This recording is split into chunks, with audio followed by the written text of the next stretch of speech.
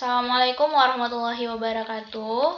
Apa kabar anak-anak ustazah? Semoga antum semua selalu berada dalam keadaan sehat dimanapun berada dan selalu berada di bawah lindungan Allah Subhanahu wa Ta'ala. Bertemu lagi dengan Ustazah Ani dalam pembelajaran IPA. Kali ini kita akan bahas tentang sistem pencernaan pada manusia. Oke, tidak terasa sudah masuk dalam bulan terakhir di semester 1 ini untuk kelas 8. Nah, semoga antum semua masih tetap semangat dalam belajar meskipun kita belajar secara daring. Oke, langsung saja kita masuk dalam sistem pencernaan pada manusia. Sebelumnya kita ucapkan Bismillahirrahmanirrahim. Ini adalah KD dari pembelajaran kita, yaitu menganalisis sistem pencernaan pada manusia dan memahami gangguan yang berhubungan dengan sistem pencernaan, serta upaya menjaga kesehatan sistem pencernaan. Sistem pencernaan itu terdiri dari dua bagian, ada kelenjar pencernaan dan ada saluran pencernaan.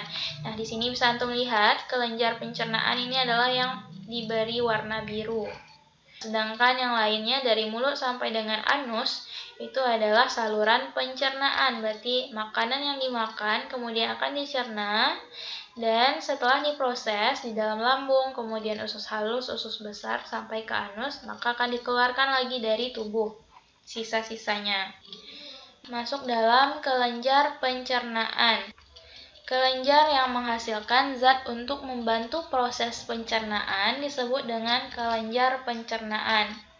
Kelenjar pencernaan yang pertama adalah kelenjar ludah, menghasilkan liur atau air liur atau disebut juga dengan saliva, juga berperan dalam menghasilkan enzim pencernaan. Jadi kelenjar ludah itu juga berperan dalam menghasilkan enzim pencernaan seperti lisozim, lipase, lingual, dan amilase. Kemudian hati. Hati menghasilkan kelenjar empedu yang berfungsi untuk mengubah lemak menjadi asam lemak dan mengaktifkan lipase. Ini di hati. Pigmen getah empedu memberi warna khas pada feses atau tinja.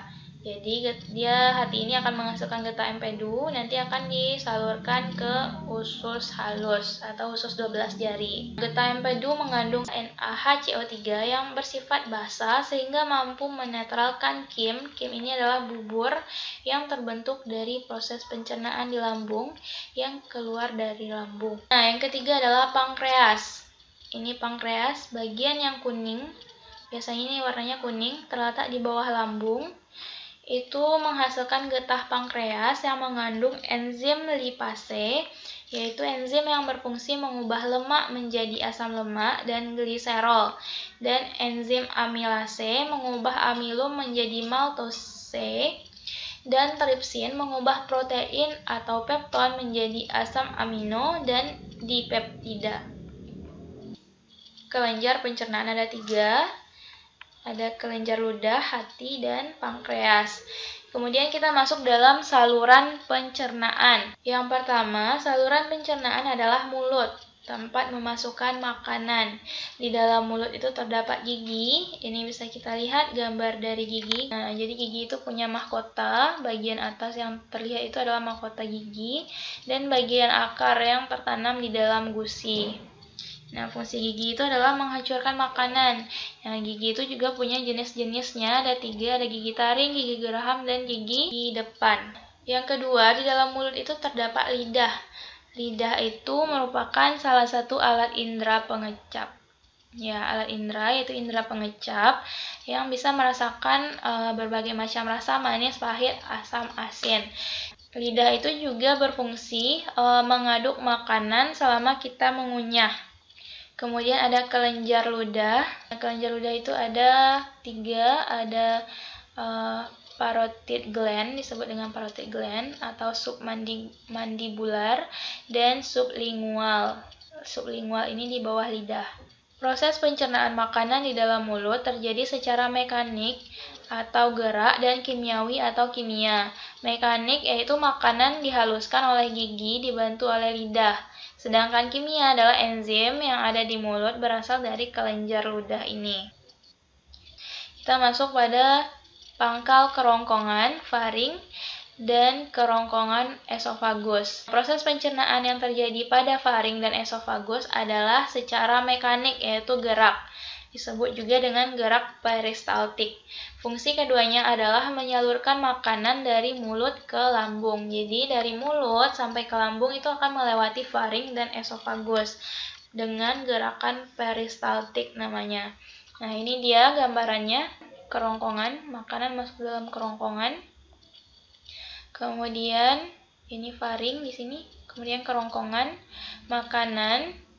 Nah, otot di dalam kerongkongan akan mengalami relaksasi dan kontraksi, sehingga mendorong makanan yang masuk dari mulut tadi sampai ke esofagus akan terdorong menuju lambung dengan gerakan peristaltik, sampai kemudian makanan itu ke dalam lambung.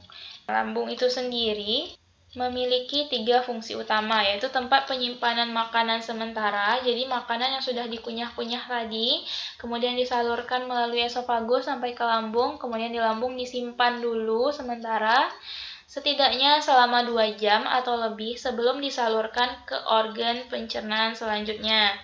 Fungsi lainnya adalah memecah dan mengaduk-aduk makanan lewat gerakan peristaltik yang dipicu oleh kerja lapisan otot lambung. Jadi lambung itu terdiri dari 3 lapisan otot dengan arah yang berbeda. Ini ada yang sirkular, longitudinal, dan oblique. Ini dia ototnya, gambaran bentuk otot di lambung itu ada 3 lapis.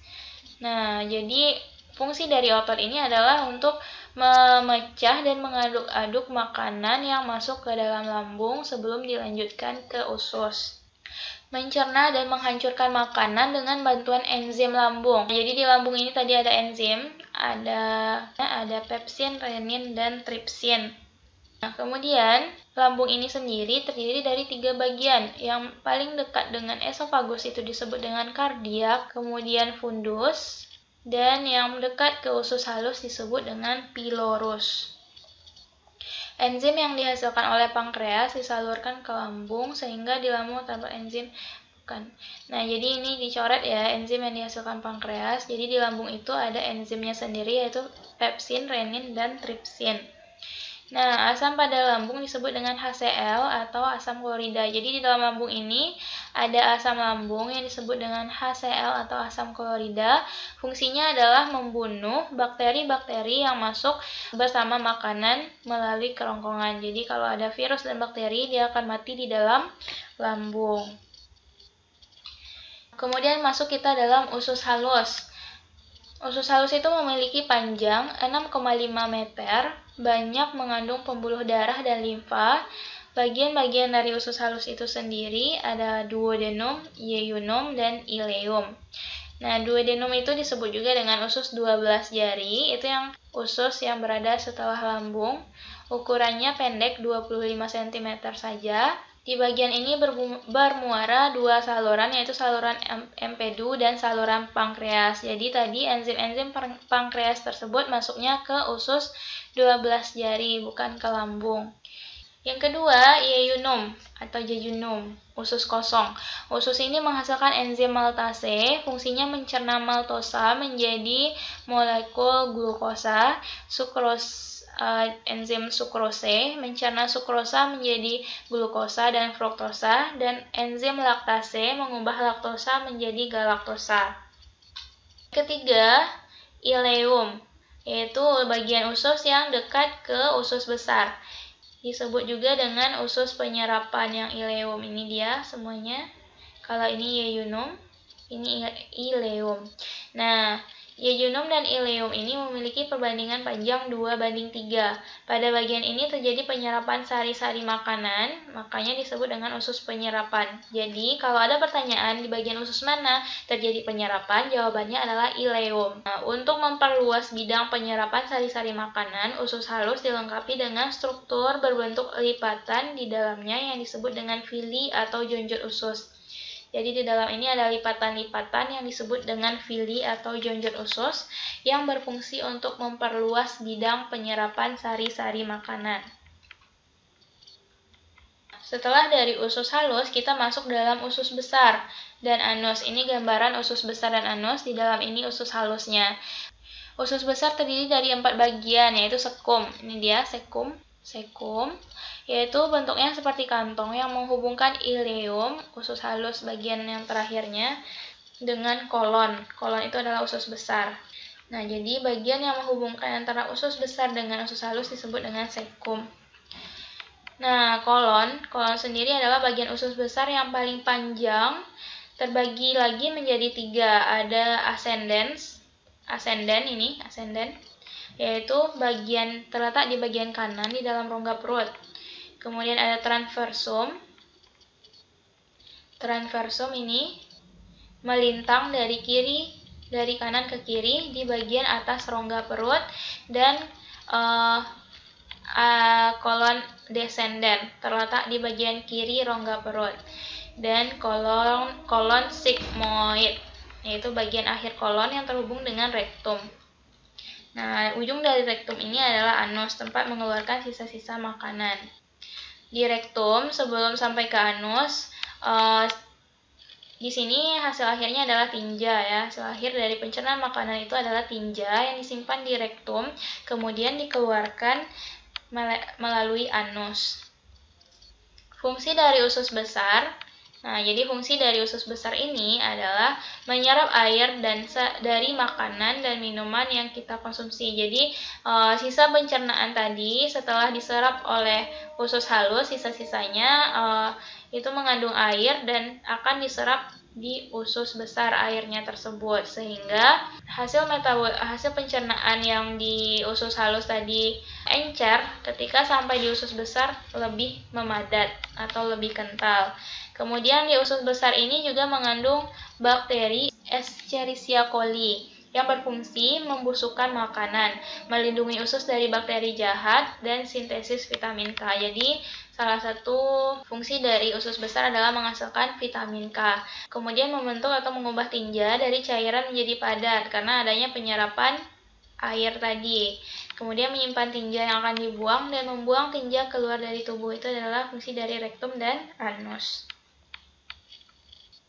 Nah, bagaimanakah hubungan sistem pencernaan dengan sistem pernafasan dan sistem peredaran darah? Nah, jadi sistem pencernaan berperan mengubah nutrisi makanan dalam bentuk makromolekul menjadi mikromolekul yang lebih sederhana, kemudian diserap di usus halus. Sistem peredaran darah akan mengangkut sari-sari makanan dari usus halus. Jadi di usus halus tadi kan terdapat jaringan darah, sehingga jaringan darah tersebut akan mengangkut sari-sari makanan yang sudah diserap oleh usus halus untuk dibawa ke seluruh tubuh menjadi sumber energi bagi tubuh. Kemudian, sari-sari makanan itu tidak akan menghasilkan energi tanpa ada proses metabolisme yang melibatkan oksigen. Oksigen ini masuk melalui sistem pernafasan, lalu diangkut juga oleh sistem peredaran darah menuju seluruh jaringan tubuh, sehingga nutrisi tadi akan bertemu dengan oksigen, sehingga terjadi proses metabolisme dan menghasilkan energi. Energi yang dihasilkan akan membantu proses metabolisme lainnya di dalam tubuh. Nah, jadi terlihat jelas keterkaitan antara ketiga sistem organ tersebut dan menunjukkan betapa besarnya kuasa Allah atas kehebatan proses yang diciptakannya dalam tubuh manusia dan alam semesta. Nah, jadi tidak hanya 3 sistem ini yang saling berkaitan. Nanti juga ada sistem saraf yang mengatur secara sadar atau tidak sadar dari proses-proses ini. Nah, kemudian kita masuk dalam kelainan dan penyakit pada sistem pencernaan. Yang pertama itu gastritis, yaitu radang pada lapisan lendir atau mukosa pada dinding lambung. Penyebabnya adalah karena kelebihan asam lambung atau makanan yang tidak higienis. Kedua, diare, yaitu iritasi pada selaput lendir, usus besar disebabkan oleh bakteri, diet yang buruk, racun, ataupun stres. Yang ketiga, disenteri, disebabkan oleh Mycobacterium dysenteriae atau amuba histolytica yang masuk bersama makanan dan minuman yang tercemar. Kemudian ada konstipasi atau sembelit, yaitu penyerapan air pada usus besar yang berlebihan. Penyebabnya kebiasaan menahan buang air besar, kekurangan serat, dan stres. Yang kelima, apendiksitis, yaitu radang pada apendiks, biasanya harus dioperasi. Selanjutnya, keracunan makanan adalah bakteri yang bersifat racun pada makanan atau zat-zat lain bersifat racun dalam makanan yang termakan oleh manusia. Demikianlah materi tentang sistem pencernaan pada manusia. Ustazah harap antum paham dengan materi ini, dan jika ada pertanyaan boleh menghubungi Ustazah. Nah, sebelumnya Ustazah berpesan agar antum selalu menjaga kesehatan, menjaga pola hidup sehat, tidak lupa mencuci tangan dan memakai masker setiap kali keluar dari rumah. Oke, sekian dari Ustazah. Kita akhiri dengan mengucapkan alhamdulillahirabbil alamin. Assalamualaikum warahmatullahi wabarakatuh.